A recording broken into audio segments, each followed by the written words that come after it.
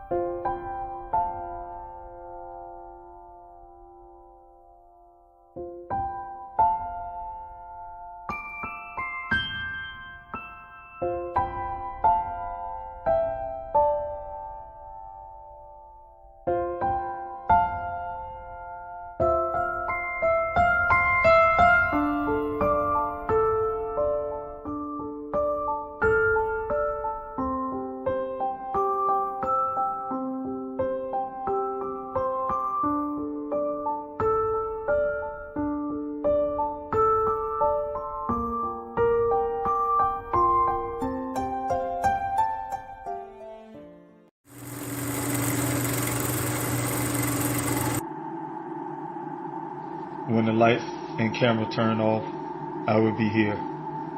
When the interest and conversation fade, I will be here. When there's no one around, a father will do anything it takes to be there for his son, to protect his family.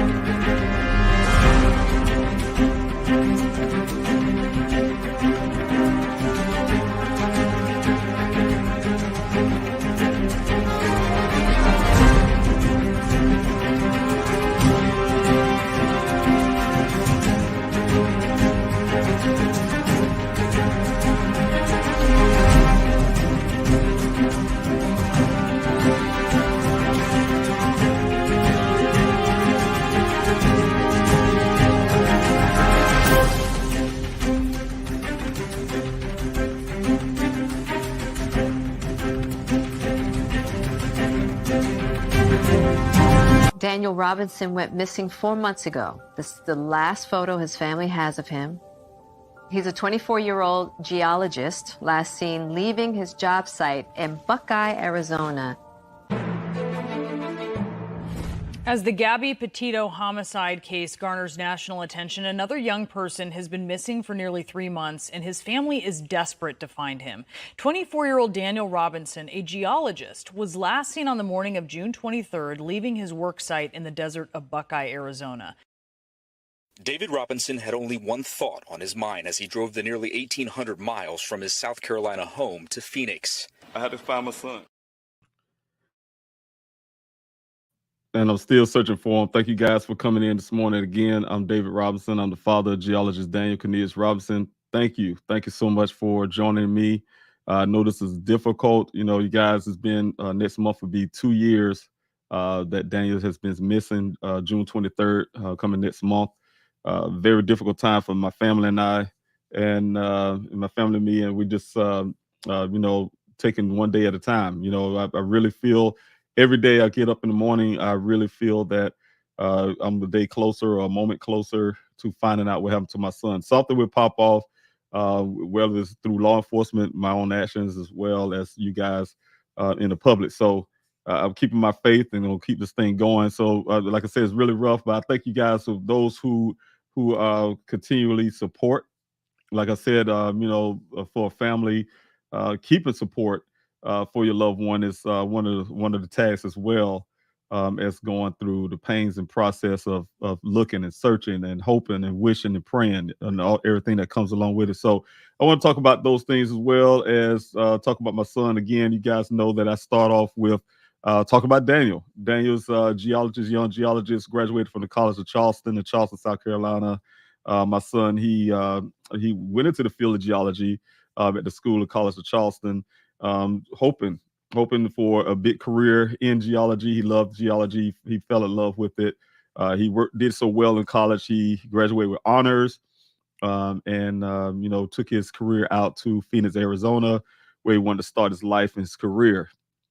Daniel went out to Arizona, like I said, to Phoenix, Arizona. He landed his first job in life with an engineering company called Matrix New World. Is also called Matrix Southwest Groundwater.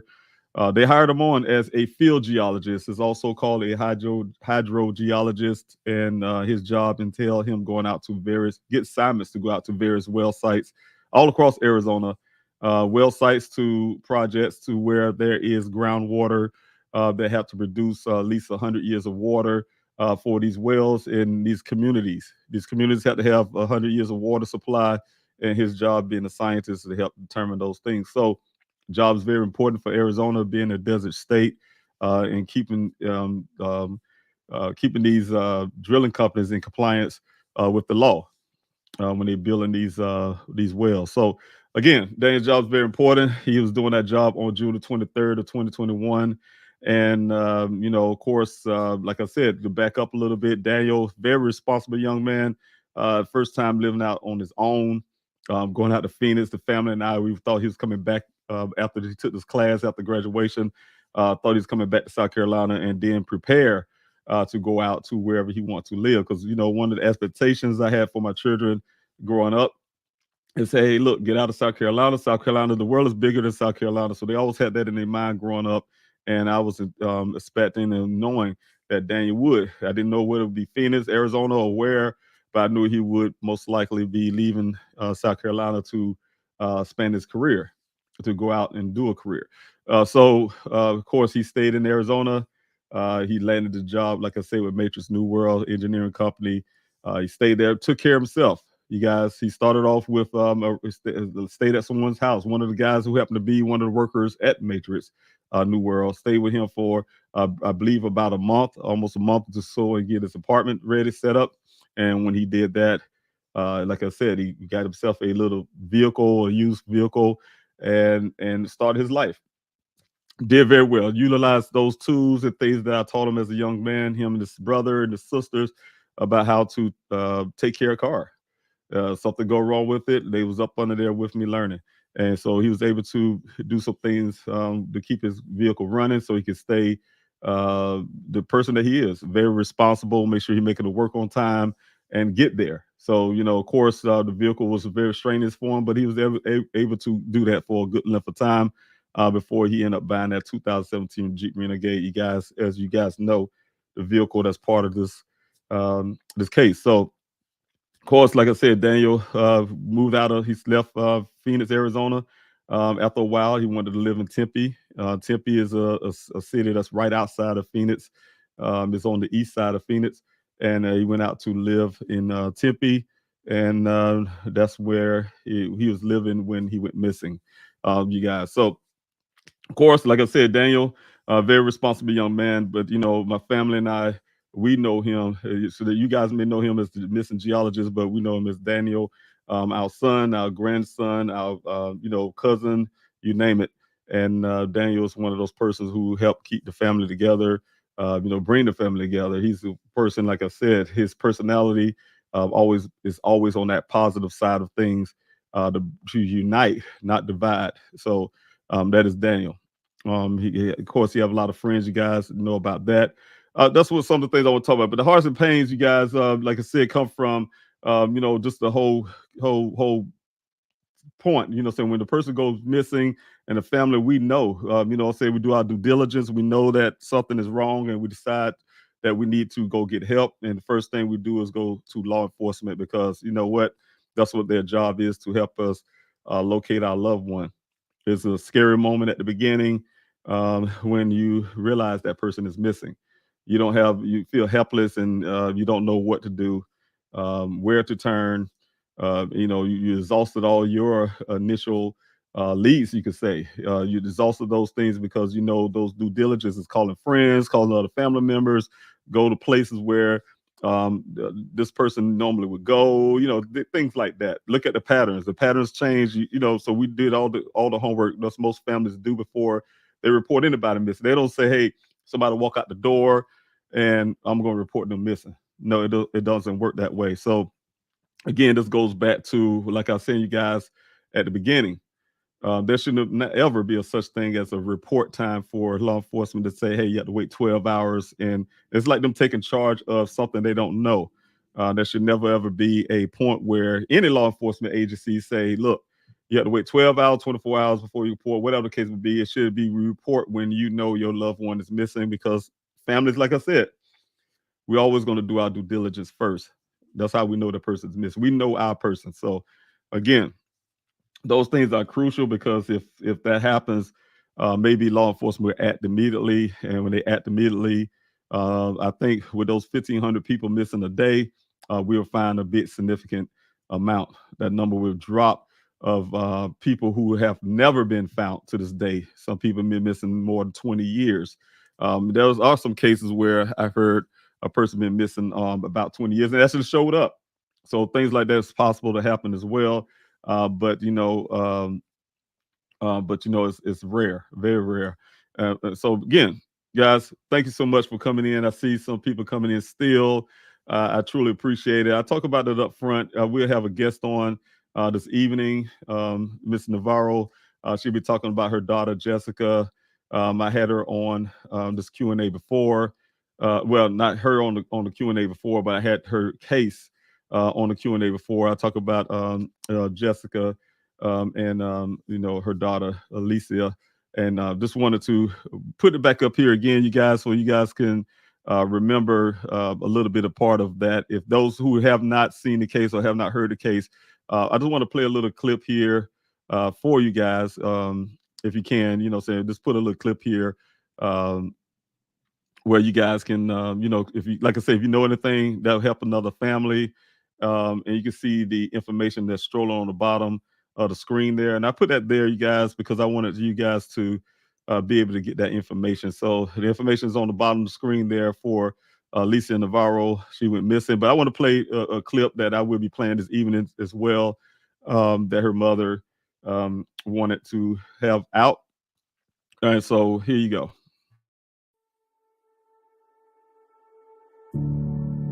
My name is Jessica Nunez. I am Alicia Navarro's mom. My daughter disappeared on September 15, 2019. She left a note indicating, I ran away. I will be back. I swear. I'm sorry, Alicia. Since that day, there has not been a trace of her. She liked helping others. My daughter is a sweet, loving, smart child. She has autism, so she has challenges, and I'm very worried for her. She loved penguins. She loved reading books. And she's a very smart girl that liked technology. If you could please take a moment to look at my daughter's photo. She could be your daughter, your relative, so please take a moment to look at that picture and see if you could help to be able to locate my daughter and bring her safe home.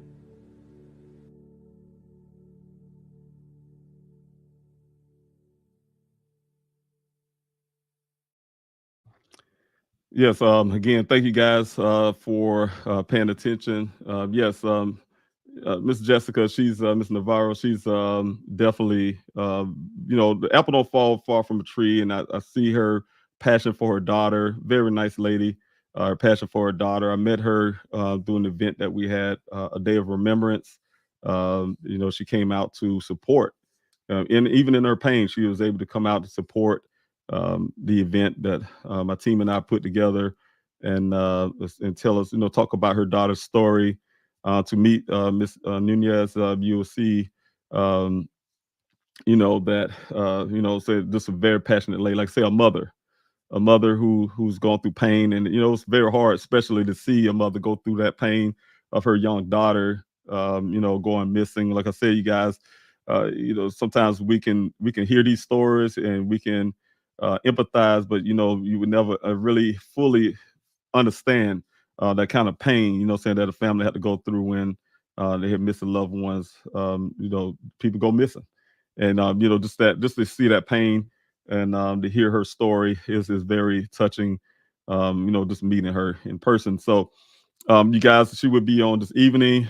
We talk about the case as well as just having a discussion about those things. Like I'm saying this morning, you guys, the heartaches and pains that families go through when we have missing loved ones. So, but what makes it a lot easier was when you guys do what you're doing now. Supporting. I really depend on a lot of that as well for my morale. It's not easy. Sometimes I feel alone. I have a whole team of people. When I say whole team, you guys know my team members, who's stepping. That's right there by my side. Those are some in the background as well. Step by my side, and so that helps a lot. But still feel alone a lot of times. Saying where you're pushing really hard and trying to get things going, especially when you're fighting with law enforcement. That sometimes becomes very difficult as well. Those are the people that you really depend on. Like I said at the beginning, the first person you look at and when you report is you go straight to law enforcement. You don't go to your neighbors and everyone else outside of doing your due diligence. You go to law enforcement seeking help. And then when you start realizing that some of that help is either hampered or in some form of fashion where things are not taken seriously, you think about the community in the Latina community as well, the people of color, where the urgency is not there that should be there. And Ms. Navarro, she'll be talking about that as well in her community, how a lot of assumptions are there. You may have a high statistic of people run away, for instance, but you cannot just assume assumptions. Like I told you guys, like in Daniel's case, the assumption that he's a grown man, if he want to disappear, he can. I mean, nobody told law enforcement that. They didn't hear that from Daniel's mouth. So assumptions can get a person killed. It can cause them to never be found. So we need those things pushed out of law enforcement. We need to have those things pushed out of their mindset or their policies when it comes to acting. Saying that these things need to be done quickly and fastly. I don't know exactly what happened, Miss Navarro's case, or for her daughter Jessica, and but the point is, Miss Nunez, I'm sorry, and her daughter's case. But you know what? Like I said, I don't know how law enforcement acted in that case, but I do know that urgencies and things like that is very important. If somebody's moving very quickly, that would help to make a big difference in the world. Like I said, that should never be a policy in any police department that say you have to wait 24 hours to make sure a person is missing. Your person is missing or not. Whether they're coming back or not, you don't know. That should be law enforcement's job to go ahead and start this process and get those leads and things like that going and try to find. I'd rather law enforcement go and find a person, work their way back. And you always got to assume the worst first, assume the worst, and work your way back to prove that, or hope and that everything is good. So that's the way it should be approached every time. And then I think when you approach things that way, we won't have a case where one case is treated better than the other, like we had in situations where the media's come to me and try to. I felt like they tried to pin me up against another family, the Petito family, for instance. Um, they need that family needed that exact attention they got, and that's nothing wrong with that. That family need that exact attention, but so did Daniel Robinson's case as well.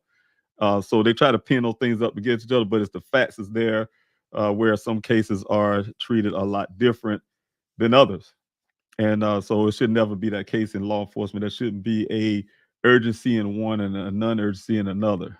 They put out millions of dollars of resources into finding a murderer. And I look in the Petito case, like I say, you guys, not going on the Petito family side, but the other side, where the murderer, they spent out millions of dollars looking for this guy before they even knew that he murdered the young lady, looking for him. So they pick and choose on how they want to utilize funds, how they want to utilize their resources and things like that. We didn't have those type things in Daniel's case.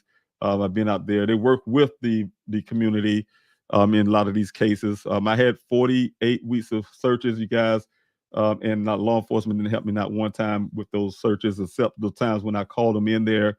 And when they came in those 2 times, they came in empty-handed. So I don't count those. Those are not times where they actually did anything. They haven't put any resources into my searches for my son. So again, like I said, I'm just here to talk about the pains, you guys.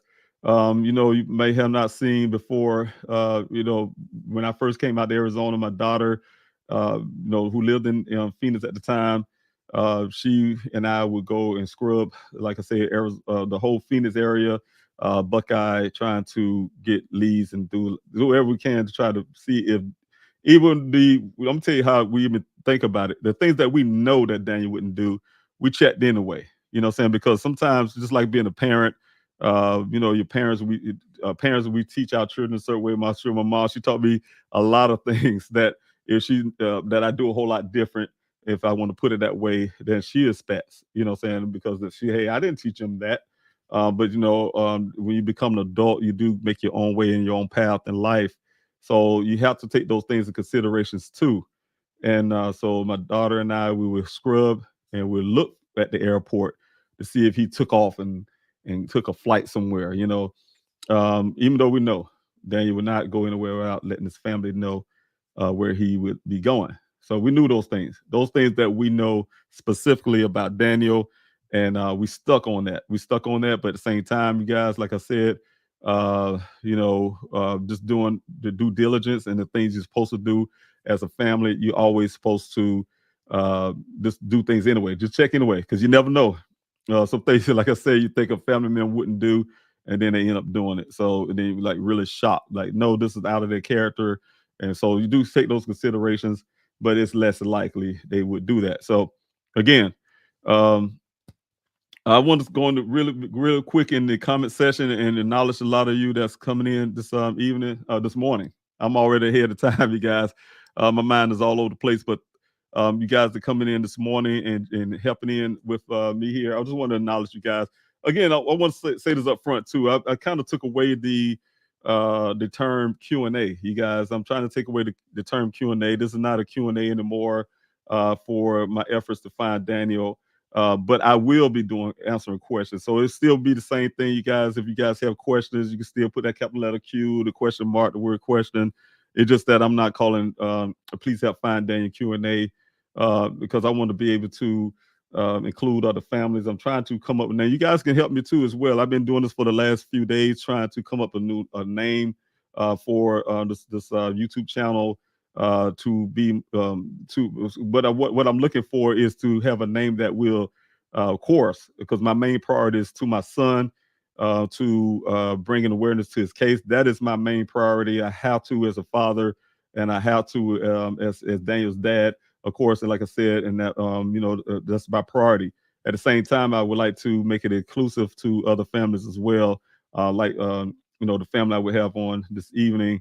I want to, and you guys who are listening, anybody. So if anybody can think of some names or whatever you want to throw out there to kind of help me a little bit, I would like to see those things as well. So uh, just throw it in there. That may help me out. So come up with some names for this YouTube channel.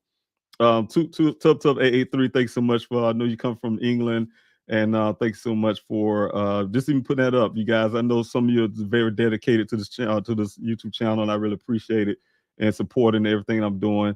To the fact that you will say things like this, and you can't be here, but you leave me a note, so I really appreciate that. Tub 883 for that. Tracy, thank you so much for being here this morning. Prayers always, Dave. Thanks so much for your prayers. Thank you for the prayers for the A team. The A team is, like I said, that's my my family. I call it my family right here. My family from Arizona. They have the aunties for Daniel and the uncle.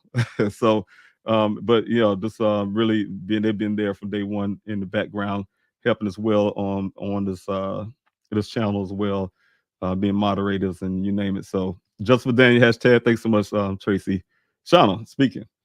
Thanks so much for being here. You guys know Shauna, again, 18 member, a friend of mine. Also, she's the secretary for the Daniel Robinson Foundation. Thanks so much, Shauna, for being here as well. And I see I have Esands here. Thank you, Esands. Again, Esands for being here on the YouTube side. I really appreciate it. Good morning, David. Thank you so much. I really appreciate you joining and constantly being support. TN Wildflower, thank you for your constant support and being one of the only ambassadors at the time when I was doing the ambassador program, as well as just doing everything you can to try to help my son's case go forward. And I truly appreciate you and the kind person that you are. It's really nice to have meet you as well. Very kind person. So thanks so much, TN Wildflower. Also, thank you again, Shauna, for being here in the chats. And let's see who Anissa. Thanks so much, Anissa, again for the super chat. You are the superwoman. Thank you so much for the super chat. I really appreciate it. You and your husband, very, very blessed people, and I truly appreciate you. And thank you for all the things you do in the background as well. With the ideals and things that we spoke about. I truly appreciate that, and I will be working on those things too. It's been 693 days, too long, and it have been. That's a long time, you guys. The answers are out there, and it is. People don't disappear. You guys don't just disappear. Somebody knows something, and I think a lot of times we don't get answers for a lot of these families is because the person that knows something out of reluctance, or they have some direct involvement with the person's disappearance, or whatever the case may be, and that's the problem that would that families would not get the closure they need quickly, you guys, and you have to go through the streams just to get to that same point to the person or persons who may know something and get them to speak out. So again, yeah, that's one of the things that's that holds back the whole process that we have to go through when it comes to. I'm gonna put this on the bottom of the screen because I had to put this tip line, you guys. Also, but that holds back the whole process for a family when they're trying to look for their loved one, and it makes things go longer. That's the reason why we up to some of the reasons why it's law enforcement too, but it's 693 days, like I said, you guys, since Daniel has been missing. Thanks, Anissa, for putting those dates there.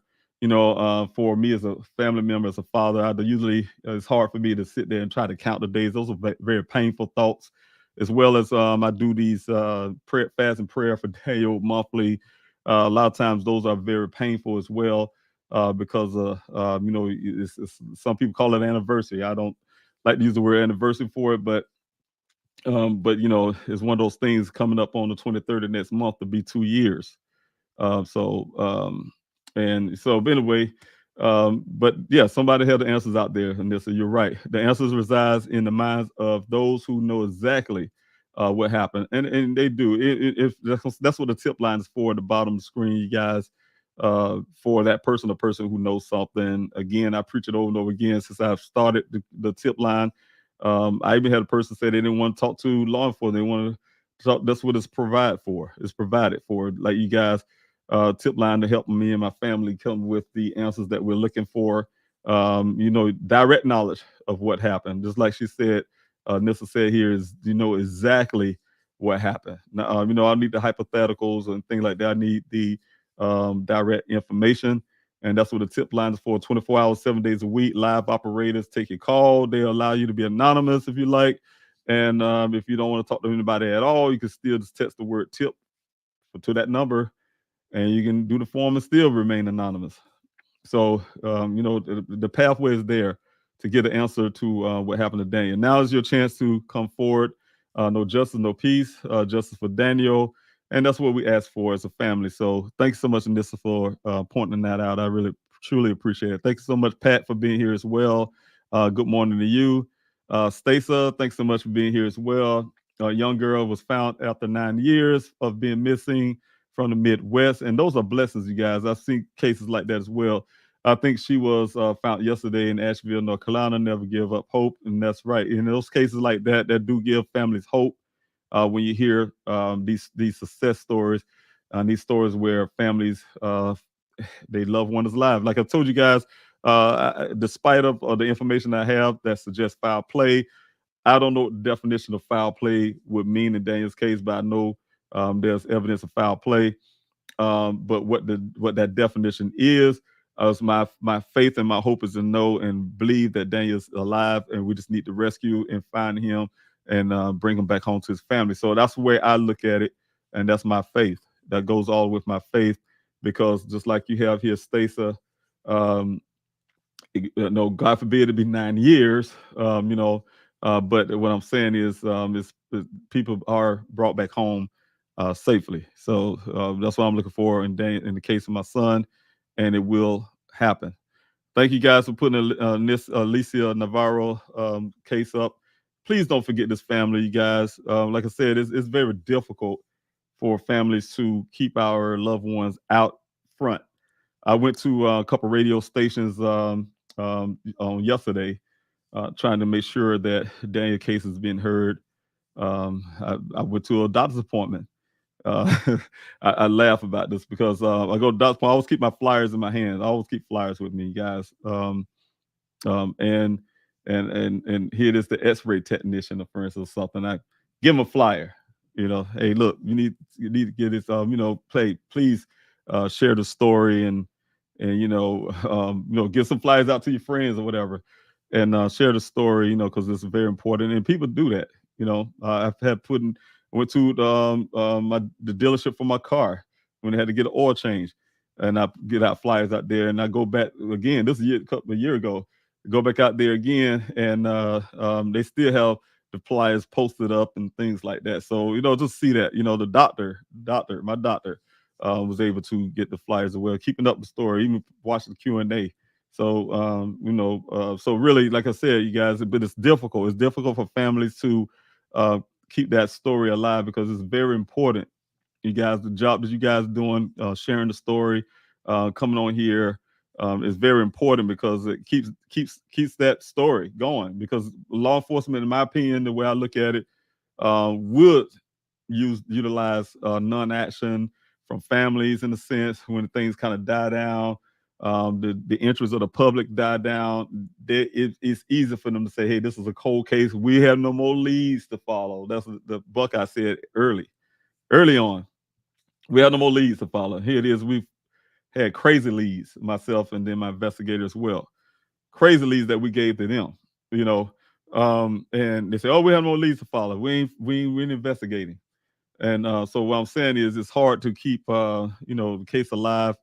Like I said, this channel, for instance, may be kind of boring to some, but that's my job as a father. My job as a father to try to do whatever I can.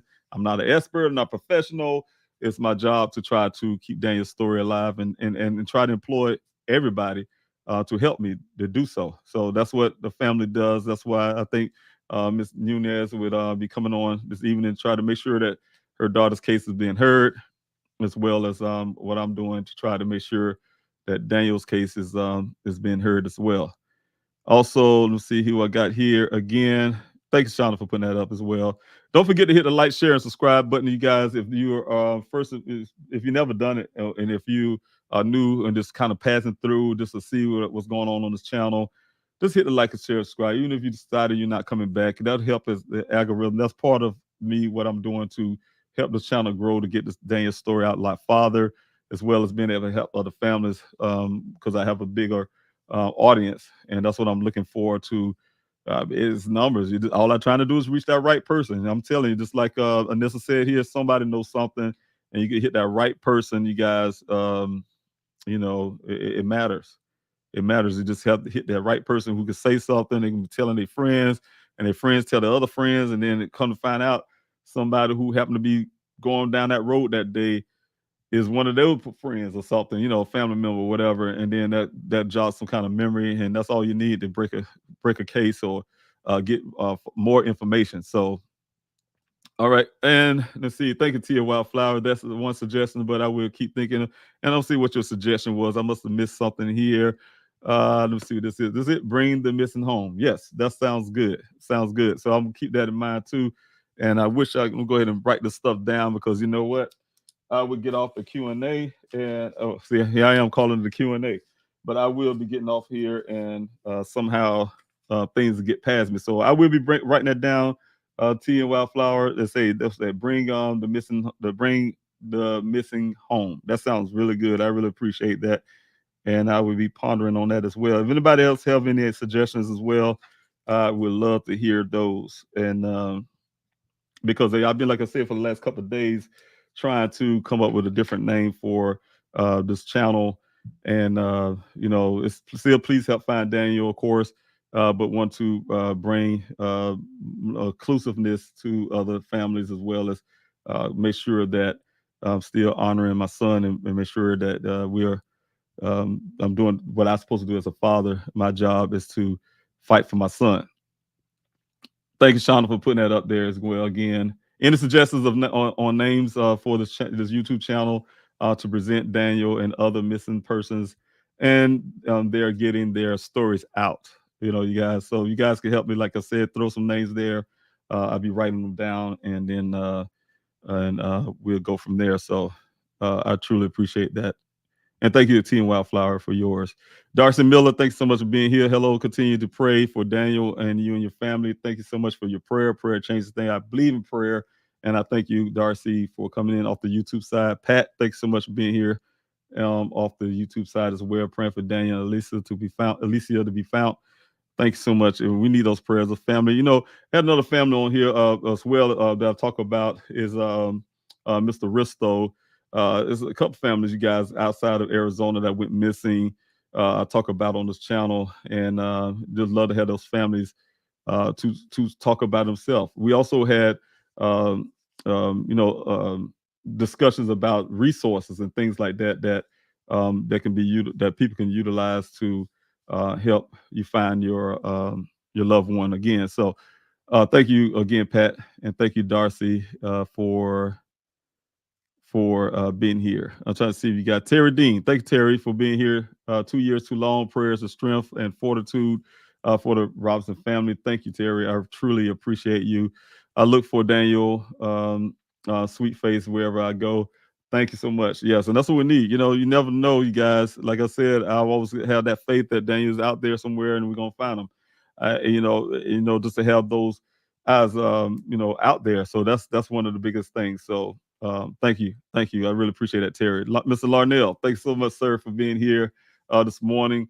Mr. Larnell Farmer, you guys, Larnell, chief guy, when I came out to Arizona for the first time, and to really meet genuine people. Larnell was there when I first, from day one. He was introduced to me through another person, and from that point, I would not tell you. I'll tell you the truth, you guys. Larnell has not stopped being by my side from that point. So I really appreciate that, Mr. Farmer. Larnell, thank you so much for being here this morning and on this channel, as well as being a friend of mine, also a team member, and also a board member. That's what I'm saying. So thank you so much also for everything you do in the community as well. You guys probably don't know half of the things that Larnell do. He wears a lot of hats. So thank you so much for being here again. Also, in Sudden, thank you so much for being here. I truly appreciate it. We miss you, channel. We miss you, channel. I don't know if that's the name that you're saying in channel in Sudden. If that is, let me know if that's the name that you're suggesting. And If that's the name you're suggesting, then I'll write that down as well. All right, and let's see. Hope for the missing person. Hope for, okay, I guess that's what this is. Okay, thanks so much for you guys. Thanks for those suggestions as well. Hope for the missing persons. Okay, let's see, get that down as well. I'm writing this stuff down, you guys. I'm telling you, if I get off this Q&A and I would not remember it unless I go back through the video and replay and try to get them back down. I do have my team member. I know Shauna, she's very efficient and she's probably doing this as well. So I'm sure that's exactly what's happening. But, you know, thank you so much, you guys. Thank you so much. Yes, the name. Thanks to E. Sutton for clearing that up for me too. I truly appreciate it. We miss you, channel, and I will put that down as well. All right. Yeah, so you guys coming up already with good ideas, and I really truly appreciate you guys for participating in that. I truly appreciate it in Sutton as well. Let's see. Advocates for the missing, T and Wildflower. Thank you so much again. Thanks so much again. I really appreciate that. All right.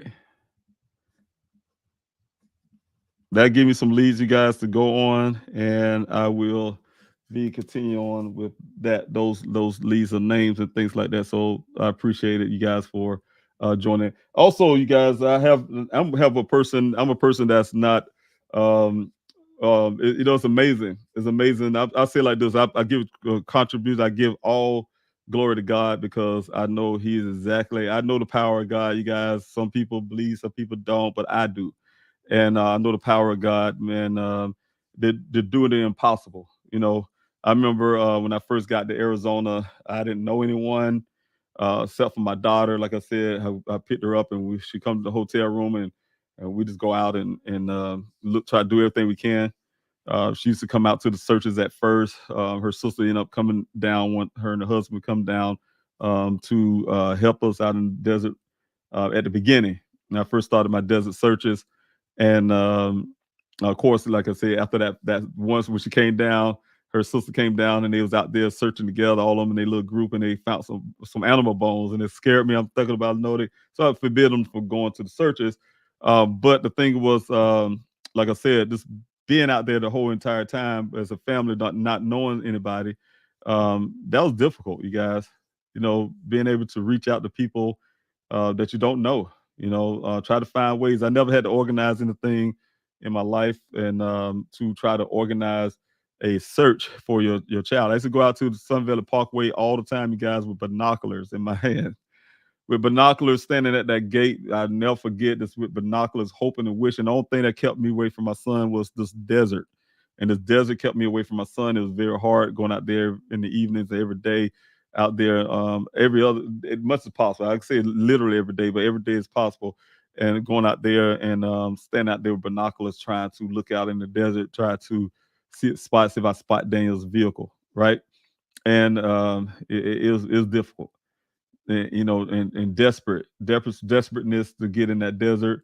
I'm a military guy. I've been in the deserts of Afghanistan, and I know I took heat training to you name it, and I know the dangers of being in the desert by yourself. You know, whatever the case may be, of Afghanistan. Didn't know the deserts in Arizona at the time, but you know what? Just meeting people and going on social media. Social media can be a bit too. Went on social media is pushing every night, getting no sleep, and make sure Daniel's story is getting out there. Make sure I'm reaching the right people, and finally, things start breaking and being able to get a search together. So again, that's why I say this is very important. That's what I'm trying to do, you guys. So when you guys, like I say, Team Wildflower, what you have here, advocates for the missing, these names that really help. Let me see, you have here Darcy Miller. Thank you so much. Never give up. Hope for the missing. And you know, guys, I'll say what, if you guys think that's a you guys are putting up different names. I don't know if those are statements or names that you want me to consider. Never give up hope for missing people. If those are titles or something you just saying to me, let me know, you guys. I'm trying to think of a way that I can know the difference on the comment section. What you guys are leading me to. So I can't pronounce your name correctly. I don't think so, but thank you so much for being here. I truly appreciate you, sir, for being here this morning. and being a part of this YouTube channel. I truly appreciate you. Thanks so much. Also, thank you, Team Wi-Fi again. Great suggestions, everyone. And it is, you guys. I'm gonna put this, Darcy Miller. I'm put this down because I'm assuming that's what you want me to do, is put the names. Oh, those are names. Okay, suggestible. Thanks, Shauna, for putting that. I see you put that down. So I'm going to go ahead and put this up, Darcy, and go ahead and get this down as well. Say never give up. Never give up hope. All right, there we go.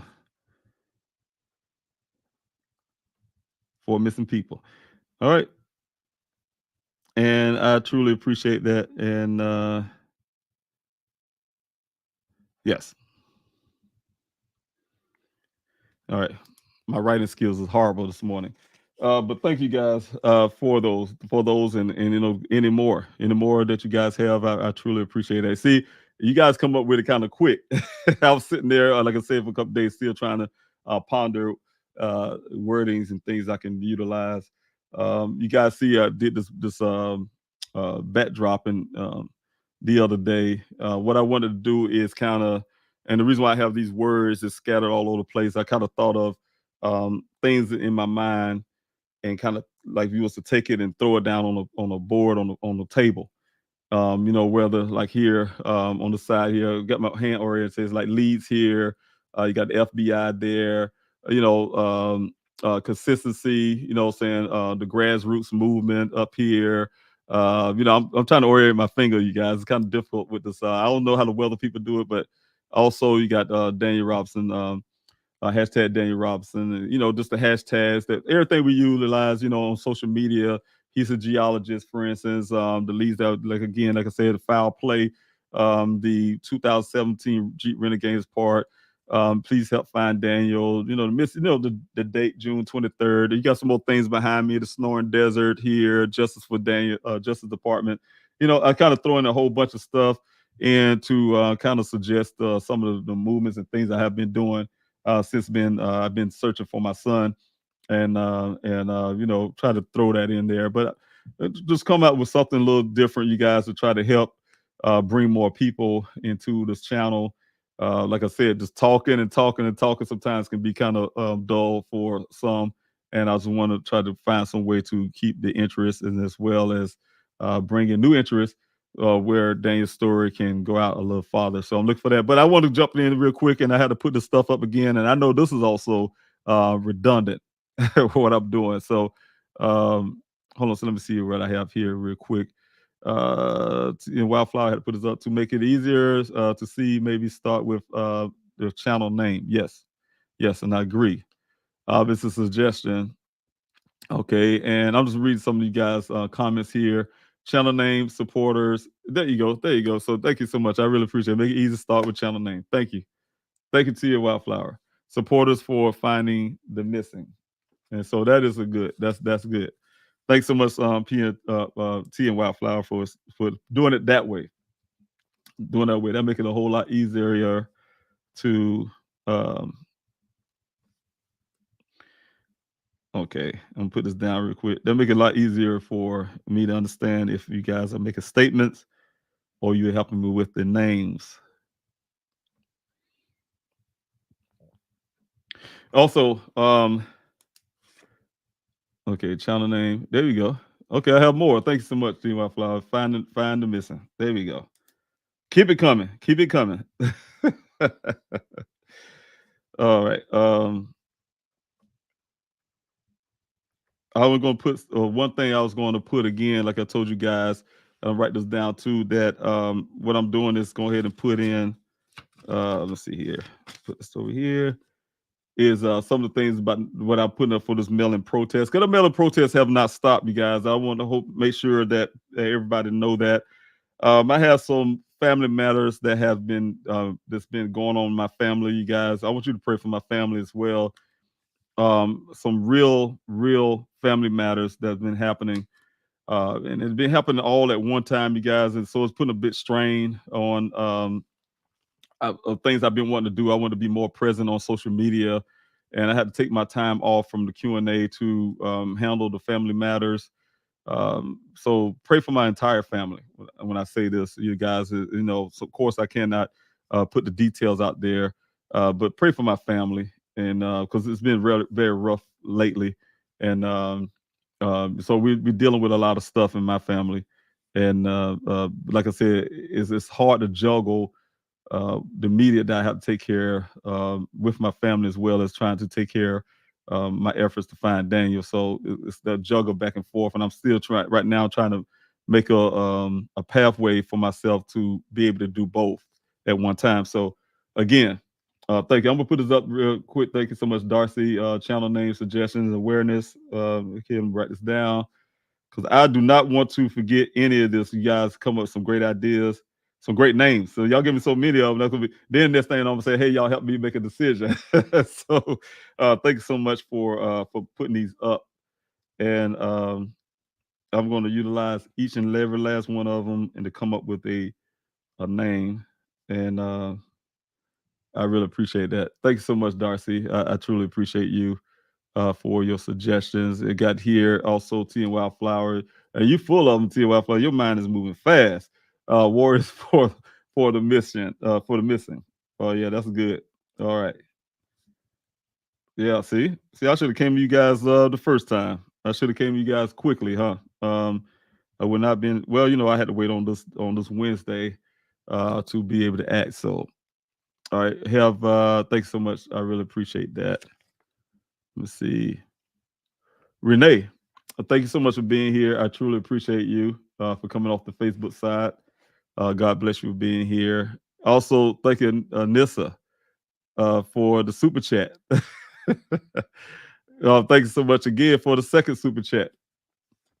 Oh, and then you got a channel. I'm gonna go back right here because that's the name. You got two names here. And thank you so much for the super chat and always your constant support and the voices for the missing. I like that too. That's really good. All right. There we go. All right. So what I would be doing, I still would have that PH PHFD, right?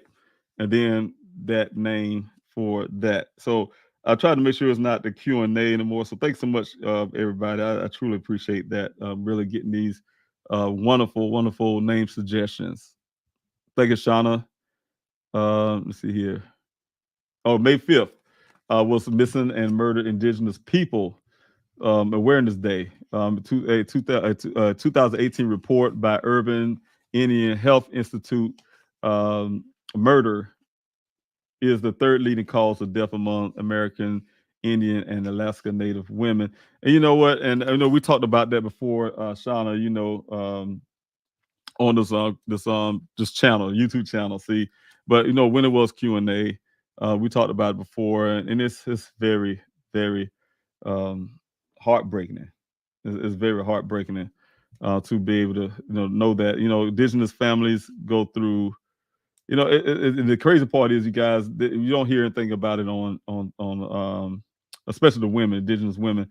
You never hear about it on any news network. So it's difficult. It's difficult for anybody in the community, especially, but it's difficult to hear about this. Saying the 2008 report, how the murder of especially indigenous women, the murders, and it seemed like nobody really care. And that's sad, very sad. All right, thank you, Shauna, for putting that up there. Also praying for you and yours. Thank you so much, Sands. I really appreciate that. Thank you, Terry Dean. I truly appreciate you. Oh, thank you, Terry, for the name Soul Searchers. Okay, there we go. Thanks so much, Terry, for that suggestion. Let's see, here we got here Soul Searchers. UL. There we go. All right. Thank you so much. I truly appreciate. I appreciate everybody who's giving me these suggestions on names. That's really wonderful, you guys. According to the report, Tucson, Arizona has one of the highest numbers of cases of missing and murdered women and girls. And just the state of Arizona, period. Other states too. Don't get me wrong. There's these are some of the main states: Arizona, California, New York, some others, Hawaii, where they have these high cases of missing persons that we don't even hear about. And then we have these policies in law enforcement that would tell people to wait 24 hours before they can report, or they also come with their assumptions, or they just runaways, or they want to disappear, or whatever. And then also the networks. Where there's no channels out there that specialize in highlighting missing person cases. And we miss all of them. We miss all of them. I mean, all it takes somebody to hear about the case and hear about these people missing, and it may be somebody. If you do it quickly, and miss somebody willing to say something at that time, you wait until things go so far, and you miss those opportunities, and that's what hurts. Hurts families and hurt cases all the time. Darcy Miller, thanks so much for being here again. We speak for the missing. Yes, yes, that's. I believe that's maybe something a title. I'm not sure if you have that as something a suggestion. We speak for the missing. Oh, that could be a. Let me put this down. That could be a subtitle. That's what I'm thinking. I like that. So I see. I put that. Let's see. So I'm gonna put sub on there because that might be a good subtitle or something. But anyway, thanks so much, Darcy. I really truly appreciate that. Also, let's see who else I have here. Thank you again, E Sands, for being here.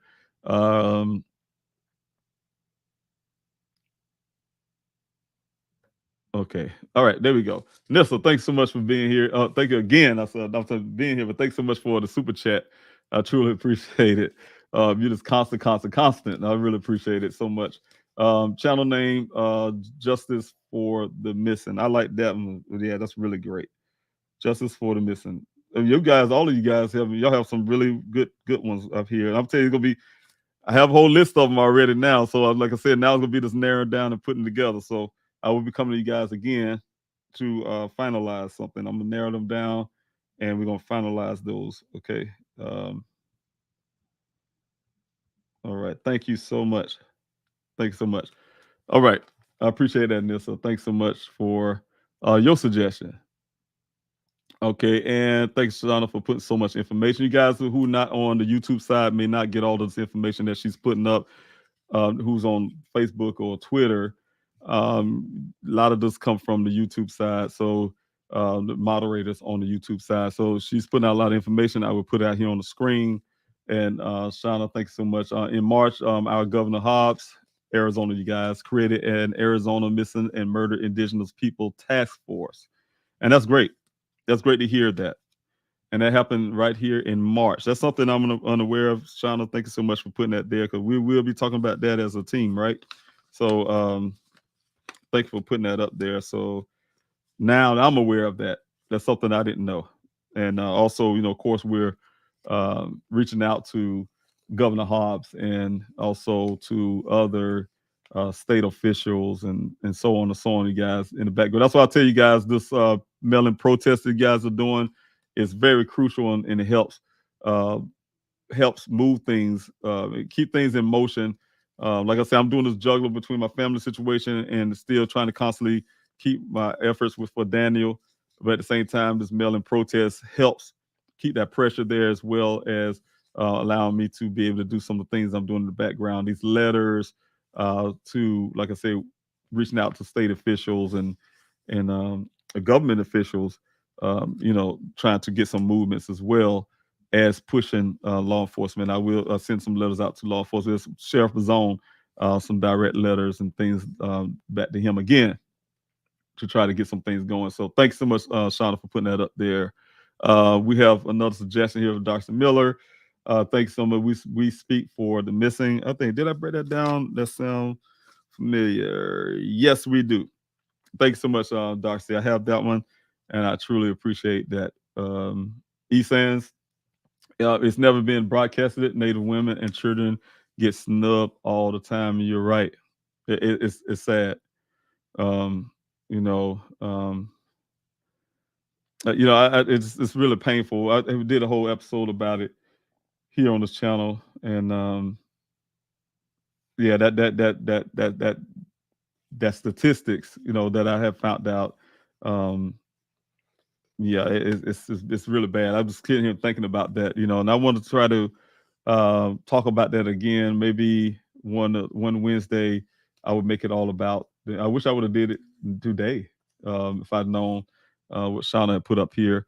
I would have, talked about. But I'm doing it probably on the next Wednesday. Start talking about the indigenous people who goes missing, and try to go from there. Also, thank you for the super chat again, Anissa. You keep it coming. I'm sticking with my idea of writing letters to the president and vice president. And thank you so much. And, I'm glad you brought that up, and thank you for suggesting that behind the scenes as well to me. And I truly appreciate it. And I agree with you on that. And we'll be talking about that and setting that up. Writing letters to the president and vice president of the United States is coming up to an election year. We need to talk. We need to take action. Head right to the top, and I believe that too. And try to get out letters everywhere, you guys. And like you're saying, Anissa in the background, have that letter writing campaign to you guys, everybody. You guys get your friends, your church, and everybody involved to try to get these letters out to these higher officials, as Anissa was saying here. So you guys, we're talking about that, and she's helping with that. Thanks so much, Anissa. So, because your ideas are great. You have some great ideas, and I really appreciate that. And I see that T and Wildflower concur with that. So thank you so much for even suggesting it and suggesting that to me a few days ago. So I really appreciate that again, and we'll get those things in order to make that happen. Really good suggestion. Also, thank you, Patty's Voice, for being here on here. And I see, Patty, I see I can't really pull out your background, but like a missing persons um, case. And you want to come on here and talk about that case as well, I would love to have you on.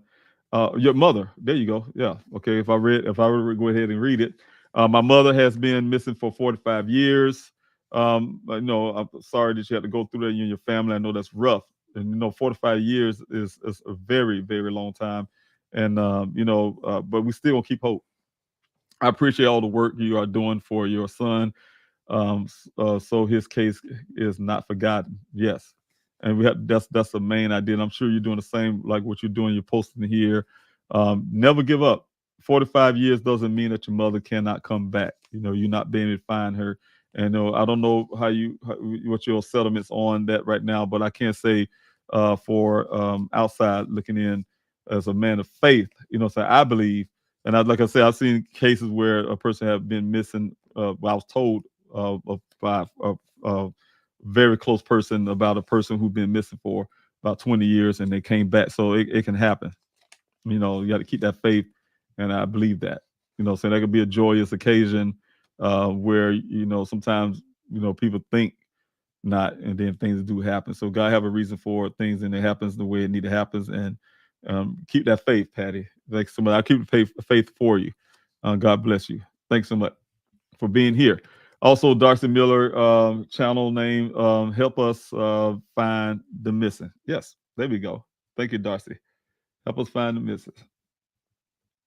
I'm really writing the stuff down, you guys, because I'm telling you, if I don't, you guys got to tell me that. And Shauna, she can tell you as well. She's right here in the chat. My thing is, if I don't get it down quickly, and usually, like I said, Shauna, she is usually be the one going to get it down anyway. So, but I want to make sure that I'm doing what I can to make sure I get these names, because you guys coming up with so much great things that I definitely have to. I would not remember all of these great names that I can go through, but it's a lot.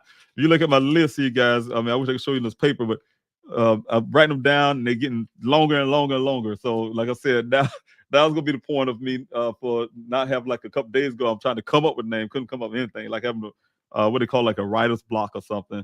But now you guys gave me all those great suggestions. Now I'm going to have to go through each and every last one of them and try to narrow it down with these names. So you gave me so many great ones. And we're going to put this thing together. And like I said, I will be coming back again and with those narrow down, and you guys helped me choose that too as well. So thank you so much again. I like this one. I really like that, Darcy. Bring our children home. Yes. Also, Christine, thank you so much for, wow, that's a lot. Thanks so much. It filled up the whole screen. That's tough. Stacey Petros, two different scenarios. Her case isn't his case. I honestly hate when people post, oh, they found this person after 9 years, as if it's supposed to bring home to the family.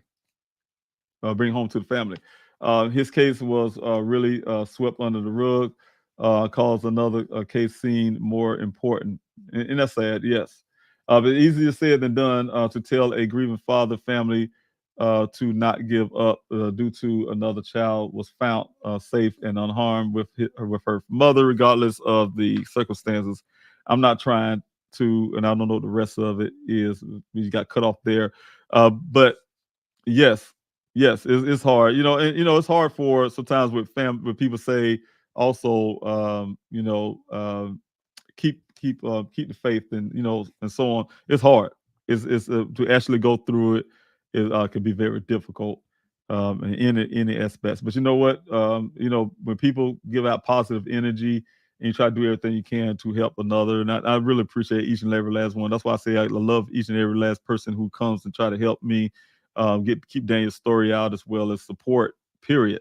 Because I know your intentions are very well. You say things in good intentions, and those things help me along, help me with my morale.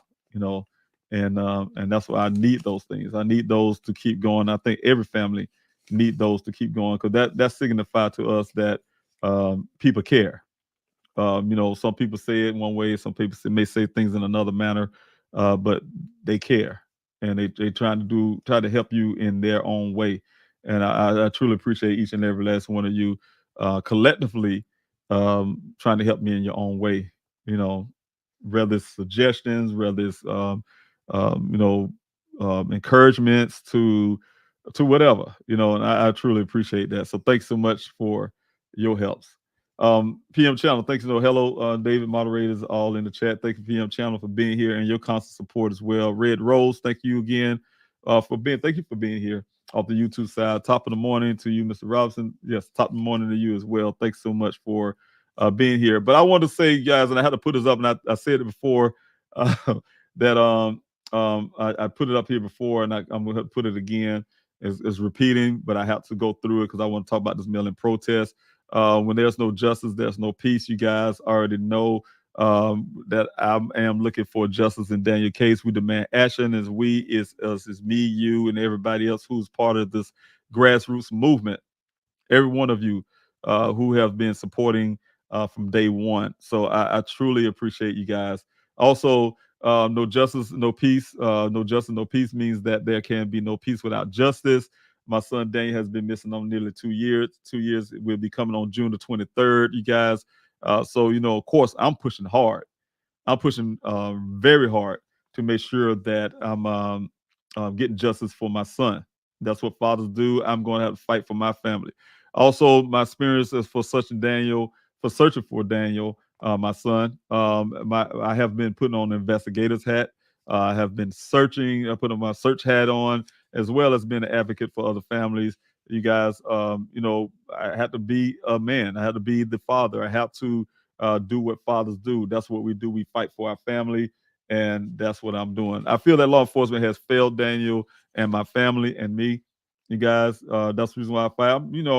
I'm not a police basher and all that kind of stuff that people may try to push me off as, but I'm not a police basher or anything by any stretch. I'm a advocate for policing, and but the thing is, I'm not an advocate for bad policing or especially mishandling my son's case and whatever. You know what I'm saying, you guys? I'm definitely going to be fighting for that. I have to do my job as a father. On top of, I'm gonna call out things I see as wrong. I'm gonna praise things that are right. So that's just where it's going to be, you guys. So I'm gonna have to keep constantly fighting for that.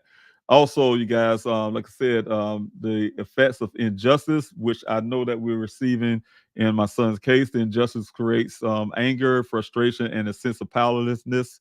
It leads to social unrest and protest. Let's work together for justice, and the work together is that peaceful protest, is that civil disobedience, if you want to call it. When we go out and protest and really do these mail-in protests, as well as the physical protests that I'm planning as well, to sit-in protests at the Maricopa County Sheriff's Office, as well as protests, physical protests at the Buckeye Police Department, and so on and so on. You guys, those things that I'll be working on as well, that will be start being a part of the events that will be coming up for the summer and things like that. So definitely, you guys, because law enforcement was slow to initially act in Daniel's case, you guys, my son really, that's the real reason I believe that Daniel's is missing out.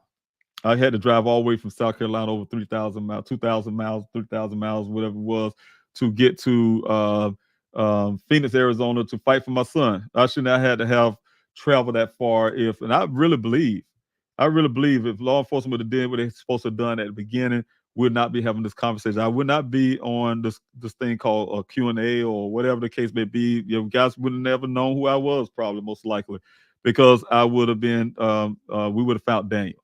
I truly believe that. We'd have found Daniel, we would have known exactly what happened, and the case would have been solved a lot faster. But like I said, guys, that goes to something I want to throw out real quick, though. That's the point that I try to make a lot, is sometimes God allowed things to happen a certain way, and it's really painful for me and my family. But at the same time, if I wasn't, this didn't happen the way it happened, I really know that I would not be, like I say here, trying to help other families, as well as getting the foundation off the ground and running that and doing, certain little things that happened wouldn't have had happened if it wasn't for Daniel. Daniel's a person who always brought people together. You guys come together to help. That's Daniel's nature. So when I look at it from a person that know my son, I say, man, look at all these. When I was out there in the desert, look at all these strangers, people we don't know. You guys don't know Daniel. You never met Daniel, but you had that love for him. And you just feel drawn and really helping. And that's Daniel. That just is.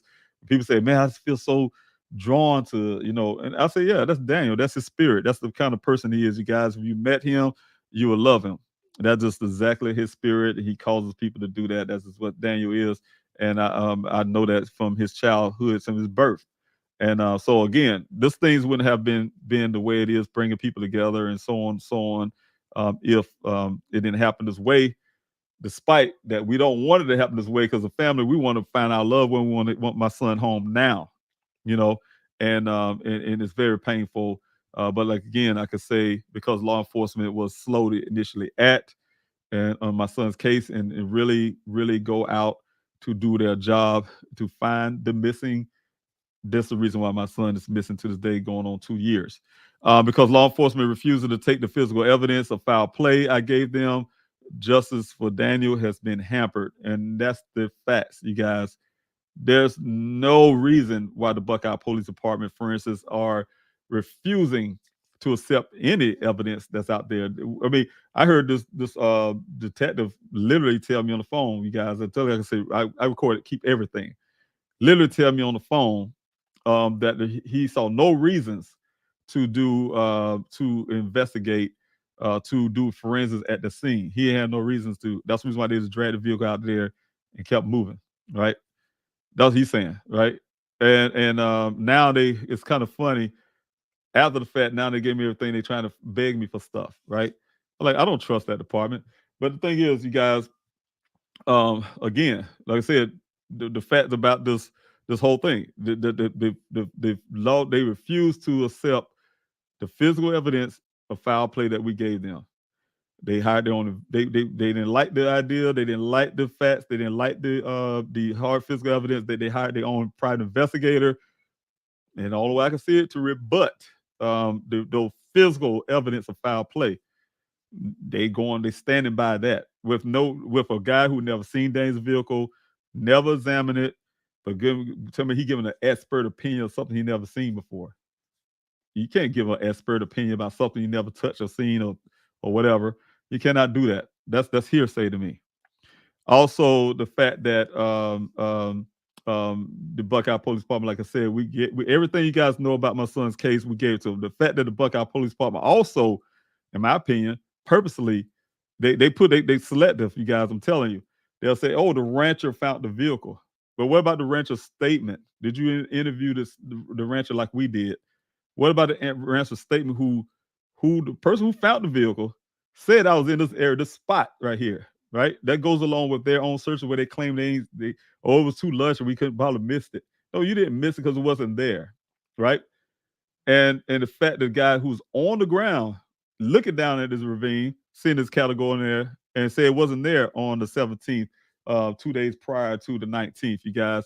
But they're refusing, law enforcement refusing this guy's testimony. The same guy that they're using as a testimony to say he found it.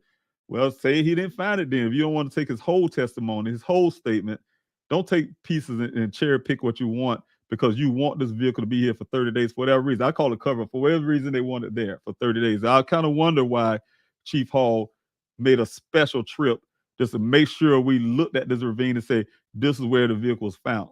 You know, that type deal, right? I don't know. That seemed kind of suspicious to me. But the thing is, I'm saying, you guys, he never ever came out to the desert again. He just came out to that desert for one purpose, to convince me that this vehicle was here for 30. I didn't know at the time. I didn't have no private investigator, nothing yet. But I found out later that vehicle wasn't there for 30 days. Why he's really adamant of pointing out that it was there for 30 days, trying to make it there for 30 days. All right. And you guys with the hard hat, they came with the hard hat evidence. Oh, this hard hat was full with rainwater.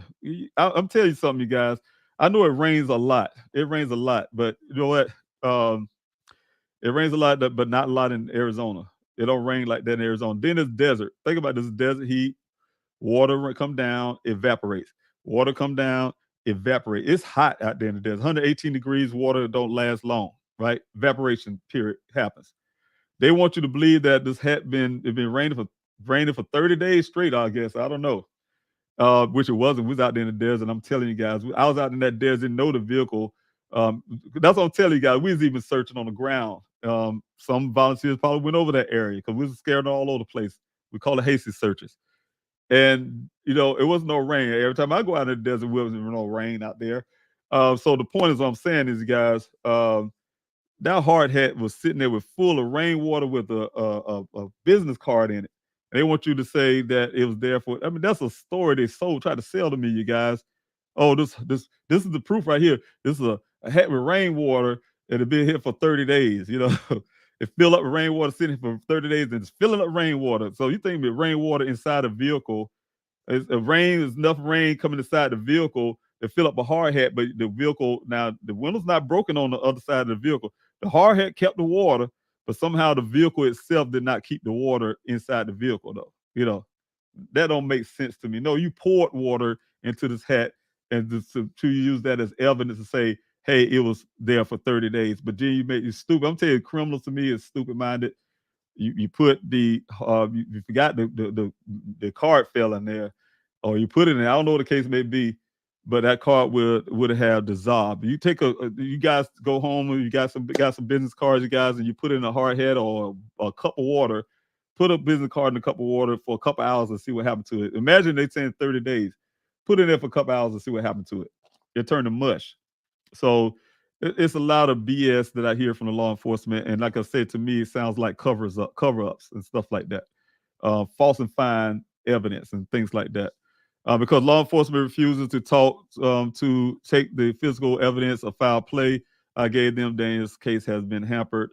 Also, you guys, I have a solution to this problem. I am demanding that the Buckeye Police Department release my son's case to outside agency that will bring results. Of course, you guys, I've been fighting for this forever. You know, when I say forever, it feel like forever. And Chief Hall is refusing to do the right thing because, like I said, as long as they got their hand on that case, you know, say they can try to do what they want to do and try to, I call it obstruction because they kept me from cell phone pings that we don't have. They kept me from information off the Uconnect that we don't have. They kept me from the information from the Waffle House situation. I mean, everything, you guys, has been hampered. I asked them to get the FBI to look into, do a case review. Whatever they said to the FBI did, they hampered that. They claiming that the FBI said, you, Mr. Robert, doing such a great job of your own, we don't have to come in. Wherever that BS came from, that's exactly what they did. So I'm saying everything they're doing is blocking. All right, and blocking other agencies as well. And so anyway, since my son went missing, the Buckeye Police Department has not found anything to bring us closer to answer. They've been out in this desert, they claim searching. They haven't found their own hands in front of their face, you guys. Like I like to say, they haven't found the construction cone out there. But we've been out there as civilians finding evidence. We have been finding human remains. We also have closed a case. I personally closed a case for the Maricopa County Sheriff's Office. Stolen red truck out there, you guys, we found. They didn't find it. You know what I'm saying? What I'm saying is they come out empty-handed. So it makes me question their drive and their wanting to find Daniel. You know what I'm saying? They claimed he was out there. So those type things, the real due diligence, the real efforts to really find my son. Anybody can go in emotions to write something on paper. That could be like a field trip. Man, I get to ride my horses out here and look for this missing man. I get to fly my drone to look for a missing man, but not really looking, you guys. I'm saying those are emotional things to me. And that's what I think will end up happening. Also, let me see here. They do not have available cell phone pings. That's the Buckeye Police Department camera. Traffic footage that I've been asking for. Nor do they have the location of the Uconnect Daniel's vehicle. You know, is there so much evidence and things out there that could have found Daniel, and everything been blocked. I mean, it's not ironic, you guys, that every effort that we had to find Daniel, it was so much with technology in 2022, 2021 at the time, that would help you find a person and things, satellite footage, whatever, you name it. All those available things somehow is magically blocked. You know, it's impossible. We don't have it. We can't find it. This can't work. No, that's nothing. We can't find no pictures or no video, this, that, blah, blah. They can't get nothing. And that's not ironic. See, that to me, it feels purposeful. They do not have available cell phone pings, nor traffic camera footage, nor do they have this information. Everything that can help in finding Daniel seems to be conveniently blocked by the Buckeye Police Department. Now they are blocking agencies that will be able to help. That's the reason why I want my son's case removed, you guys. They did everything, in my opinion, that to not get answers into my son's case, to the fact they gave me everything because they wanted me out of there. They wanted me away. They wanted me to go back to South Carolina, where there's nothing to see here no more. There's nothing, we ain't not investigating. Like they told my investigator, they told the public, was they delete the post, but we still got it. When they say there are no more leads to follow, that type stuff, you know, that's cover up too. They delete the post. Also changing things in their police report paragraphs. I got the comparison. I got the ones they released to the public versus the original they gave to me. Told me there was a final report where they changed paragraphs. So the whole point is, you guys, I'm saying, you know, it's a lot of things they're doing to block the ability to find my son for whatever reason. And the lastly is to get another agency, which I'm reaching out to the Maricopa County Sheriff's Office, who have the facility that we pay for tax money, for the facility that Sheriff Zone have at that department, to be able to rapidly test DNA. DNA that I'm holding, you guys, holding it at a facility that is designed for holding evidence. You guys, I'm paying for that. Buckeye Police Department not paying for it. The Maricopa County Sheriff's not paying for it. I'm paying for these things out of my pocket, you guys. It's very expensive, and they're at jeopardy of being lost forever. And that's because of the police departments. That's the Maricopa County Sheriff's Office as well as the Buckeye Police Department are causing evidence to be destroyed. Also, I'm holding on to, as a civilian, holding on to things they should be holding on to in an evidence locker somewhere in the police department, just in case they find some information. They go with the information we get in a foul play that can help bring justice in my son's case. They are refusing. They're going back and forth to me, refusing to be able to help. Only person that actually did anything, you guys, I was able to convince the Tempe Police Department to do some forensics on the electronics, right? And that's the only movement we had towards forensics outside of the so-called forensics that Buckeye claimed to have done, a swabbing of steel wheel and swabbing the shifter. To date, they have no comparison or nothing. New guys come to me over a year later, you guys, the Buckeye Police Department, asking me for a razor out of Daniel's apartment. Yeah, you got a razor, something to compare this DNA, that swab that we took from the vehicle that time when I asked them to do the fingerprinting, So you wait almost a year or something, ask me after my son's apartment had been dismantled. That's what I'm saying, you guys. They are doing things in systematic way that evidence is being destroyed, and where they can't do no comparison if things are gone now. You can't come after the fact when it's time for unless they're paying for Daniel's apartment. No, they're not wasn't paying the rent. We had to pay the rent. You know what I'm saying? But that becomes expensive, you guys, and we have to eventually come to a point where we had to let Daniel's apartments go, for instance, right? You cannot come hindsight after and this and not do your job immediately. That's what I'm saying. That's what I'm saying, you guys. Cases are being hampered because of law enforcement's slow actions. You know what I'm saying, you guys? That's the reason why people miss it. It ain't because all the time that we just can't get the answers. No, you can't get the answers because you waited so long and you're destroying the answers. The answers are being destroyed daily. And that's what law enforcement has been so slow to act and do things from their own assumptions, their laziness, or whatever the case may be. And that's what causes these problems. Everything that we can to help to find Daniel seem to be blocked by the police department. Now they're blocking other agencies, and we will fight to get that account. What we can do, you guys, we still can peacefully protest in two forms, create the mail-in protest to get targeted departments' attentions and actions. Next, we will protest at their departments. That's what I'm saying. I'm really gearing up for the stuff, you guys. I think they think I'm gone because I've been a little quiet, like I told you guys, because of my family dynamics, things that's going on in my family. Very painful for me and my family, things that have been happening. And I have to deal with it as well. It's a lot more responsibility for myself. But at the same time, you guys still fighting for Daniel. And I think that, I think they can play the waited out game. And it's true. It's couple things can happen. I can run out of funding to keep my efforts going to fight law enforcement, or I can lose interest or get depressed, or like what's happening now. Family dynamics. They kind of try to think on better. I bet you they didn't realize that I was going to last this long for 2 years fighting for my son, right? But I'm here. Like I told them, I say, look, I'm letting law enforcement know if they listening right here today, I will be a thorn in their flesh until I get justice for my son. I am not going anywhere. It's not going to happen, you guys. Whether I have funding or not, I'm fighting them in every way I can, in every effort, in every way that I can. And I will continue to do so until I see law enforcement acting in ways that will help me find my son. And that is all that's going to happen, you guys. I'm not going to stop doing that. But if we could peacefully protest in two forms, I created a mail-in protest to target the department's attention, to get attention and action.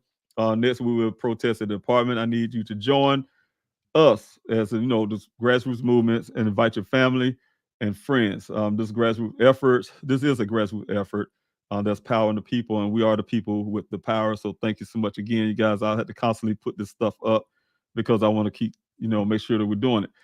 Also, to speak about that, I want to screen share with you guys, and we will go to the website for those who do not know about the mail-in protest.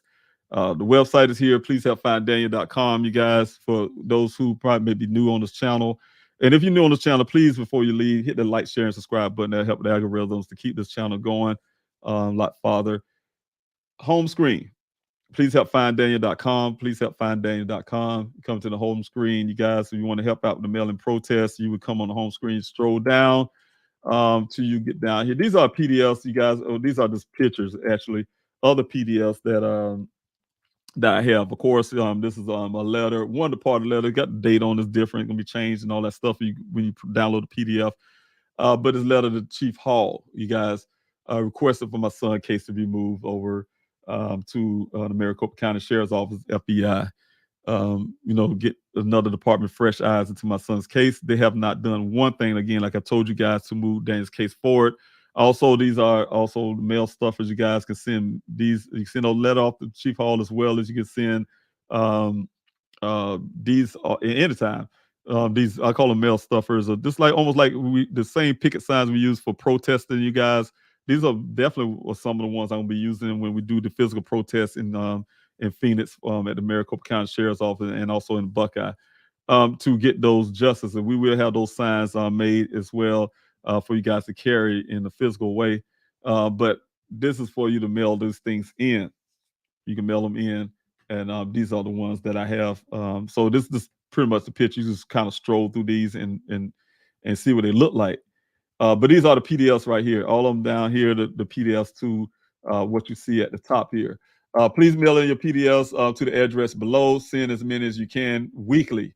These mail letters, letter PDFs for FOIA and jurisdictional change requests to the address at the top of each letter. So I have some that may be the FOIA requests, guys. I'm putting that back in, and for those who want the FOIA request stuff, but those will go to different addresses. But you'll see it at the top of the letters, but you'll see for the mail stuffers, you guys, that I'm saying, you can send it to these addresses right here.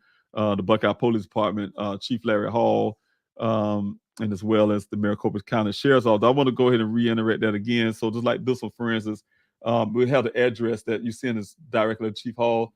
The other letters would have the address up there that we actually send those letters to, right?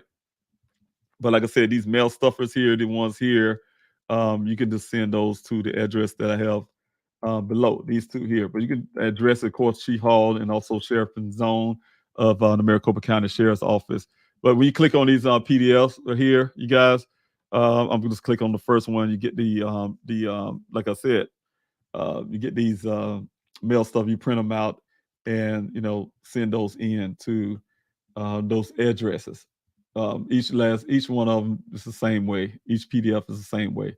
They just come up in open page to a different page, and you just print these right here, and you can send them off as many as you can, guys. My goal is to try to get thousands of mails to these departments. And like I said, Chief Hall, like I said, this is the address at the top, you guys, right here, to Larry Hall, and also to Tippy Police Department. This is the address here. This is for those requests, those FOIA requests, you guys. Also here for the Maricopa Records Office. Also here for the Buckeye Police Records Office. So those different addresses for what you see on the website. But the addresses like that on these forms here, utilize these addresses. But for like I said, for the mail stuffers, of course, use the address you see here to send those out. Right? So that's what I got, you guys. That's what I have here. And thank you so much for just paying attention to that. Again, guys, thank you again for all the suggestions that you have. I'm sure I missed a whole bunch of them while I was talking. I hope not. Let me see if I can grab anything before I get off this Q&A, because I'm about to get off, you guys. Let's see here. Make sure I'm not missing anybody,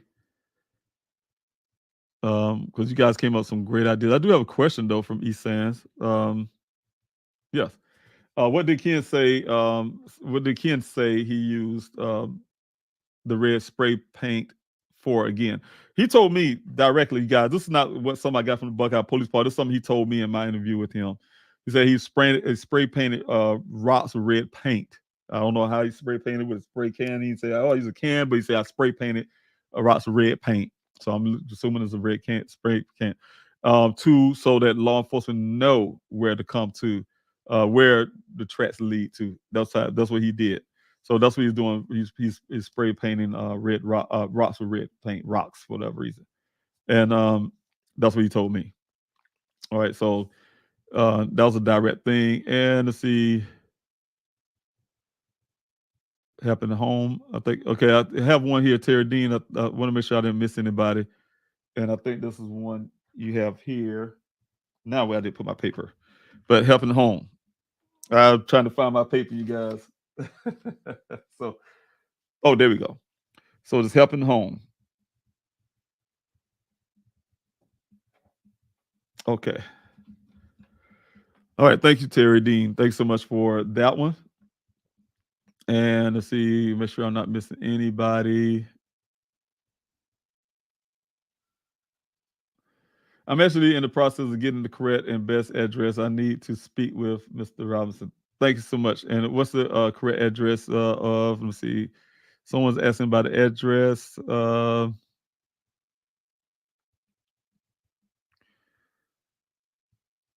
Okay. I try to read some of your comments to make sure I'm not missing anything. And let's see here. Yes, and I have done that. Red Rose, I was reading your comment here. It said, Ms. Robinson, you can search Google for exact dates of weather. And I've done that. I've been, and, they tried to say it was raining, right? And when even if the date on June 23rd of 2021, when my son allegedly went missing in that area of the desert when Ken said it was raining. He kind of played that rain thing. How you could say it was raining, right? He said it was literally raining.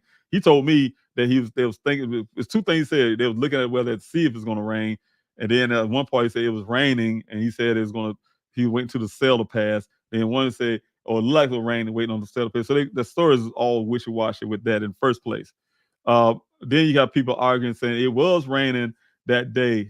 It wasn't. If it was raining that day, and you listen to his story, he said it was raining, and he knew it was Daniel's tracks that went right out into west out into the desert because it was raining. He said, and it washed everybody else track away. So you trying to tell me that when Daniel left and you finally went out there hours later and it was raining and somehow the rain did not wash Daniel's track away either.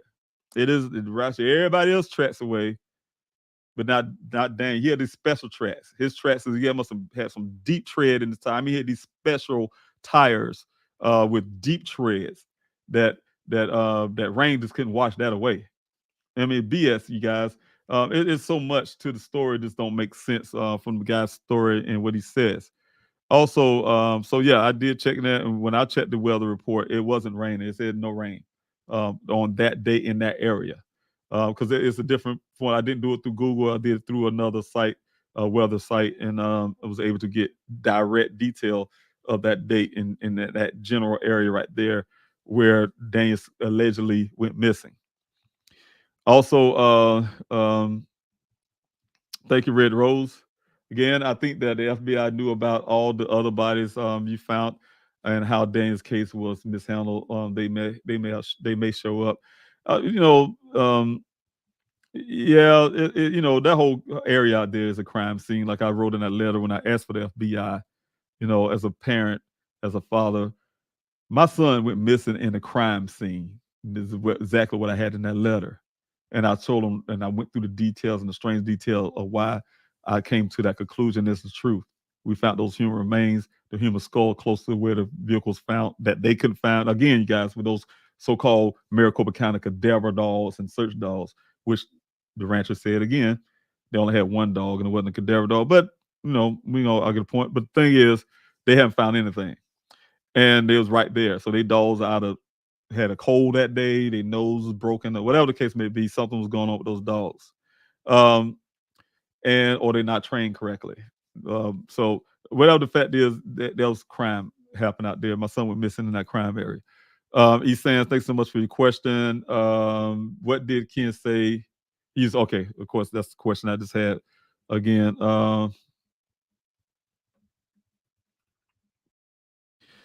it's a process, Darcy, and I'm working on that in the background. But the first thing I had to do was ask, right? So that's what these letters are for, and that's what the official letter from me directly to Chief Hall to ask and tell them this is what my requests are. I also had a letter going out to Sheriff Bazone, asking them to open up their own case. My son was missing in Maricopa County, and I want a case number, and and so on, so on, so on. So I did send him that as well to the Maricopa County Sheriff's Office.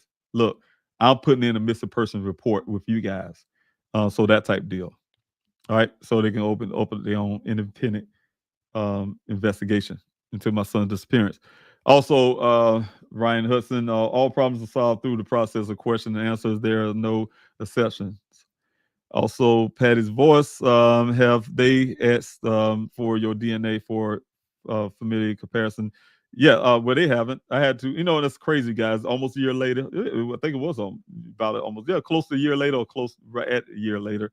I had to initiate my DNA being put into the system as well as Daniel's mother.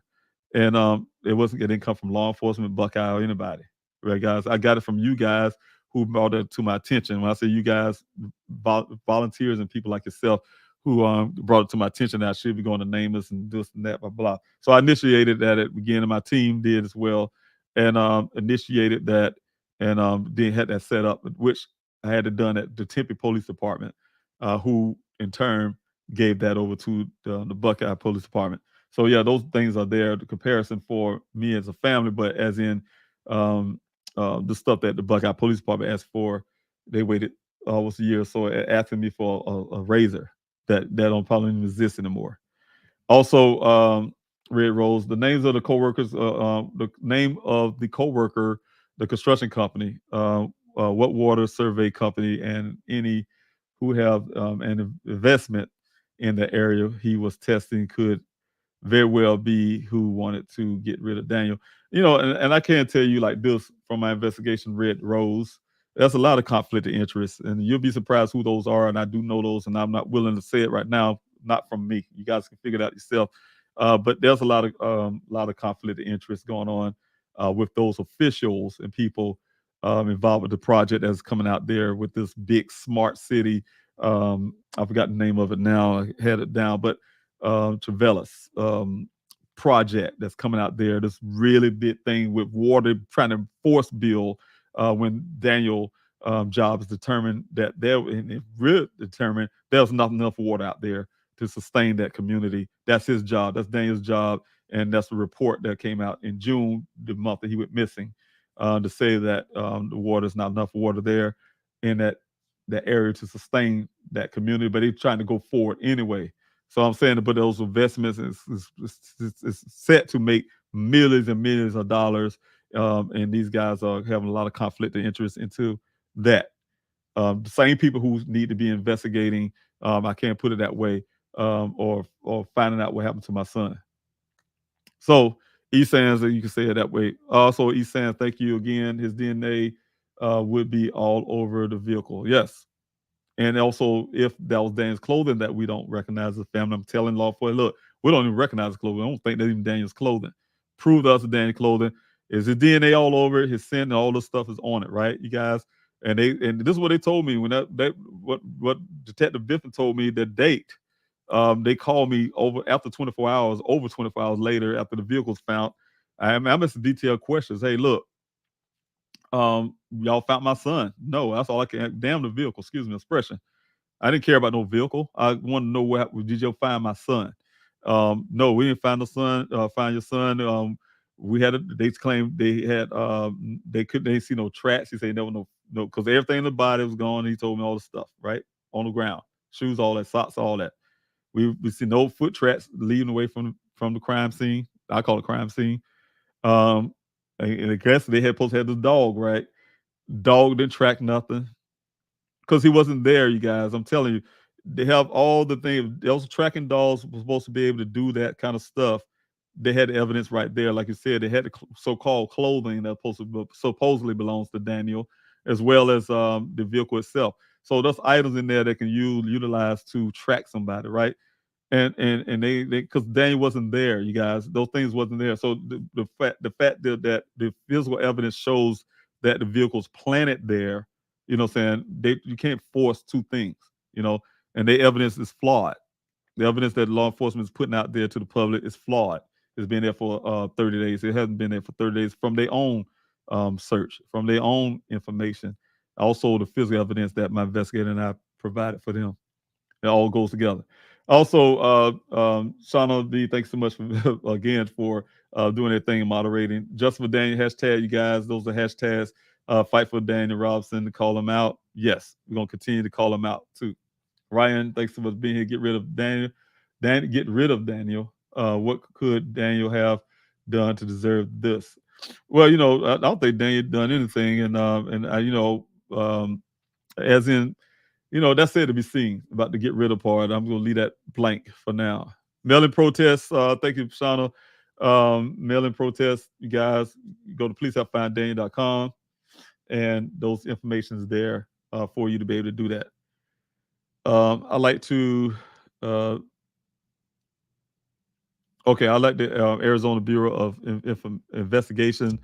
Know if they don't step in, the FBI will be investigating them all. Yes. Also, ABI are crooks. I don't know. So I don't know all the stuff, you guys. I hear y'all going back and forth in the chats about certain things, but I'm just reading, you guys. Also, I'm about to get off, you guys. I'm going on 2 hours of this Q&A, but please come back this evening. I will have Ms. Nunez on talking about her daughter. I think I said it backwards, but Ms. Jessica, we have been talking about her daughter case. So you guys come back and give her your undivided attention. And thank you so much, Jitterbug, for being here. And please come back and show her support. So her and her daughter, she's been fighting for her daughter for going on 4 years now. 4 years. Her daughter's been missing.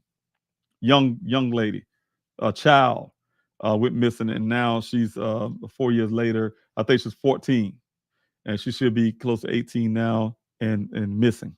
You guys, a child. So please come back and support her, her daughter. Lots of love and respect for you, David. Sending lots of prayers and strength. Thanks so much. I appreciate that. May God bless you and your family. Have a great day. I keep Daniel in my heart. Thanks so much, Jitterbug. Let's see. I think that's it, you guys. I don't see any missed questions from Red Rose. I put below. Oh, thanks, Shauna.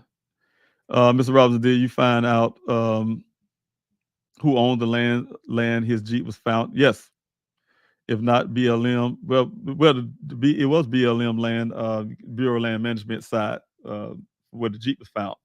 But where he so cold went missing, I know that as well. Who owned that area as well. If not BLM, but your search has spilled over onto BLM, that definitely feds, which means that FBI can take over and contact ABI. And, I went to the FBI field office in Phoenix, and this agent told me, I told him, hey, look, the vehicle found on federal land is a federal case. He said, no, it's not. It's Buckeye's case, right? I said, but it's on federal land. No, it's Buckeye. I said, so you telling me the FBI give their jurisdiction over to a police department? Buckeye, he said, yes, right? I'm telling you guys, I think for me, to be honest with you, and I'm not going to call the man racist or anything like that, but sometimes I think people deal with people differently depending on who you are. Because first of all, I'm not a dummy, first of all. And I think sometimes people have a self-mental thing in their own head where they judge people and think they're just stupid, right? And you can talk to people in the kind of way, because I have law enforcement feel like they can talk to me in the kind of way, a grown man, right? And this guy, this agent, that's what I'm saying. The agency, the FBI I'm talking about, is only as good as its link, the links. If it's got a weak link like this guy, this agent that I talked to, that make the whole department not work, So they need to get rid of this guy, right? So the thing is, I'm saying, yeah, he's telling me the FBI relinquished their jurisdiction over to a police department because they got a case. If something happened on federal land, that is federal case. We know that. And so I'm saying, when I listen to this guy, so that's why I tried to go around him and go different directions. But I can say that field office was taken over by a new leadership, and I have been working with that as well. And I still haven't gotten nowhere yet. I've been promised by police department. They told me directly the FBI would be contacting me soon. That was almost a year ago, right? So what I'm saying is, sometimes these agencies, the agents that work for these, they get an FBI job. They just like Larnell would say, they're just glorified police officers. They're doing the same crap they've been doing in the police department, but they just now call themselves FBI agents, right? Same thing. Racism to you name it. Also, you got Patty's voice. Thanks so much for this Patty's voice. That's good. They have your DNA comparison, but not waiting over a year to collect DNA is frustrating. Yes. Like, share, subscribe, you guys. If you're new on this channel that can help me out, please get this channel out a little farther. That's the name of this thing, is trying to make sure that get Daniel's story as far as I can and help other families as well. Thank you, Rainey J. Continue to send hope. Thank you so much. And I really will, again, lastly, guys, before I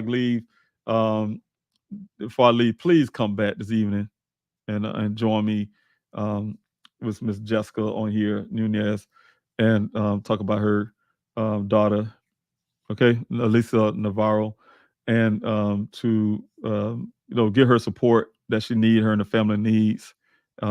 She and I will be discussing family. We'll be discussing, like I said before, the pains that we have to go through, that type of stuff. But she also will be talking about her daughter's case. So please come back and listen to her and support. I'm just asking you guys, please do that and show her love and support that she deserves, her and her family.